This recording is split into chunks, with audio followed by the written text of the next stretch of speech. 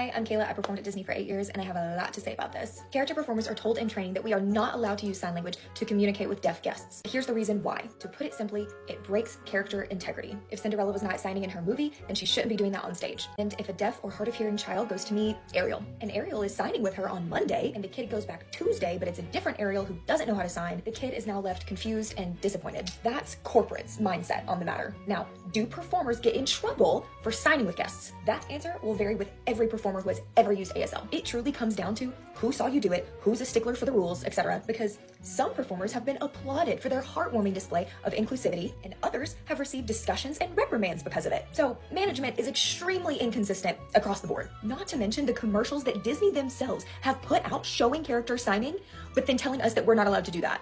Huh? I'm gonna make a video showcasing the different inconsistencies in regards to what people get applauded for versus reprimanded for. I'll put it in my subscriptions on my profile, I just don't want to put it on my public page. Now, have I ever signed to deaf kids before? Of course! One time this family came into Ariel's grotto, and this little girl, maybe 6 years old, was very shy and quiet, and mom and dad tell me that Ariel is her favorite princess. Me too, kid. I start my storyline and she's non-responsive, but staring at my tail because it's obviously very shiny. Kids either are super freaked out by it or they can't stop touching it. So I ask her if she wants to feel the scales, and that's when mom tells me that she can't understand me because she's deaf. And there was not a moment of hesitation before I started signing with her. Ariel communicated to the little girl that when she didn't have a voice, she had to find other ways to communicate, so she learned a couple of signs. So I asked her if she wanted to be a mermaid too and what color her fin would be. And I got to watch that little girl transform from shy and defeated into a beacon of light and joy. I look over at mom and dad are holding each other and crying in the corner, and I'm trying not to cry because when I see other people cry, then I start to cry. That was a judgment call that I made that day, regardless of the rules. And if that was the only time that that family could afford to go to Disney and this was their only memory, I wanted that little girl to walk out of that park feeling seen and represented, and that she could be just like her favorite princess too.